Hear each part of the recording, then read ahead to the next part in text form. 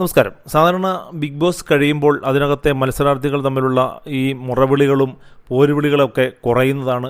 പക്ഷേ ഈ സീസണിൽ എന്തുകൊണ്ടോ ഒരാൾക്ക് നേരെ എല്ലാവരും കൂടി ടോർച്ചർ ചെയ്യുന്നത്, ഒരാളെ തന്നെ അറ്റാക്ക് ചെയ്യുന്നതാണ് നമ്മൾ കാണുന്നത്. ഇതിനകത്ത് ഈ ബിഗ് ബോസിനകത്ത് ഉള്ളപ്പോഴും ഏറ്റവും അധികം പരിഹാസം ഏറ്റുവാങ്ങിയത്, ഏറ്റവും അധികം ടോർച്ചറിങ് ഏറ്റുവാങ്ങിയത് ഒരേ ഒരു വ്യക്തിയാണ്. കാരണം മറ്റുള്ളവരെല്ലാവരും കൂടി ചേർന്ന് ജിൻഡോ എന്ന വ്യക്തിയെ വലിയ തോതിൽ അധിക്ഷേപിക്കുന്നതും അയാളെ പരിഹസിക്കുന്നതും മണ്ടനെന്നും പൊട്ടനെന്നും ഊളയെന്നൊക്കെ വിളിച്ച് പരിഹസിക്കുന്നതുമൊക്കെ നമ്മൾ കണ്ടതാണ്. അത് എന്തുകൊണ്ടാണ് എന്ന് ചോദിച്ചാൽ ആ താരത്തിനാണ് അതിനകത്ത് ഏറ്റവും കൂടുതൽ ഫാൻ ബേസ് ഉള്ളത് എന്ന് പുറത്തുനിന്ന് പിന്നീട് വന്ന, അതായത് വൈൽഡ് കാർഡ് എൻട്രിയിലൂടെ പുറത്തുനിന്ന് വന്ന കുറേ ആളുകൾ, അതിലേറ്റവും പ്രധാനപ്പെട്ടത് എന്ന് പറയേണ്ടത് സീക്രട്ട് ഏജൻറ്റ് തന്നെയാണ്. സീക്രട്ട് ഏജൻറ്റാണ് അതിനകത്ത് ഏറ്റവും അധികം ക്രൂരമായ വിനോദം ഈ ജിൻഡോയ്ക്ക് മേൽ ചൊരിഞ്ഞത്. അയാളിപ്പോഴും അങ്ങനത്തെ പരിഹാസവും അയാളുടെ ചാനലിലൂടെ ഈ ജിൻഡോയ്ക്കെതിരെയുള്ള വിമർശനങ്ങളൊക്കെ തുടർന്നുകൊണ്ടിരിക്കുകയാണ്. അതെന്തും ആയിക്കോട്ടെ, അത് എന്തുകൊണ്ടാണ് ഇത്രയധികം അകത്ത് പരിഹാസം ഏറ്റിട്ടും ഈ മണ്ടനെന്നും പൊട്ടനെന്നും ഊളയെന്നൊക്കെ വിളിച്ചിട്ടും ജനങ്ങൾ അദ്ദേഹത്തിന് വോട്ട് ചെയ്തത് എന്ന് വിചാരിച്ചാൽ അത് അദ്ദേഹത്തിന് അതിനകത്ത് കാണിച്ച സത്യസന്ധത തന്നെയാണ് എന്ന് പറയേണ്ടി വരും. അതുകഴിഞ്ഞ് അദ്ദേഹം പുറത്തിറങ്ങിയപ്പോൾ അദ്ദേഹത്തിന് അത് മുഴുവനും കപടമായിരുന്നു എന്നുള്ള ഒരു വരുത്തി തീർക്കാനുള്ള ശ്രമമാണ് ഇപ്പോൾ നടക്കുന്നത്. അതായത് അതിനകത്ത് അയാൾ ഫേക്കായിരുന്നു എന്ന് തെളിയിക്കുകയും അത് സമർത്ഥിക്കുകയും ചെയ്യാൻ വേണ്ടി തന്നെയാണ് ഇപ്പോൾ ഈ പുറത്ത് അദ്ദേഹത്തിനെതിരെയുള്ള ശക്തമായ ആരോപണങ്ങൾ ഉന്നയിച്ചുകൊണ്ടിരിക്കുന്നത്. അതൊക്കെ എന്തുമായാലും ഈ ചെറുപ്പം മുതൽ അയാളുടെ അച്ഛൻ തന്നെ പറഞ്ഞത് 10ാമത്തെ വയസ്സ് മുതൽ, അത് അദ്ദേഹവും ജിൻഡോയും പറഞ്ഞിട്ടുണ്ട്, 10ാമത്തെ വയസ്സ് മുതൽ ഛർദിൽ കോരി ഹോട്ടൽ പണിയെടുത്ത് അങ്ങനെ ചെയ്യാത്ത ജോലികളൊന്നുമില്ല.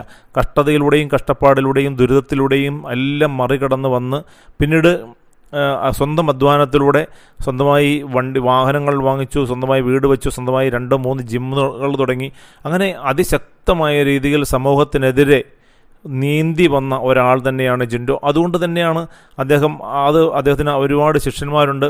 ആ ഒരു അത്രമാത്രം ശക്തിയിലാണ് അദ്ദേഹം ബിഗ് ബോസിലേക്ക് വരുന്നത്. തുടക്കം മുതൽ അദ്ദേഹം അവിടെ കാണിച്ച സത്യസന്ധത, അത് കപടമാണെങ്കിലും അല്ലെങ്കിലും അദ്ദേഹം അതിനകത്ത് പുലർത്തിയൊരു നീതിയുണ്ട്. അത് കണ്ടില്ല എന്നടിക്കാൻ മലയാളികൾക്കോ അതിൻ്റെ വ്യൂവേഴ്സിനോ പറ്റില്ലായിരുന്നു.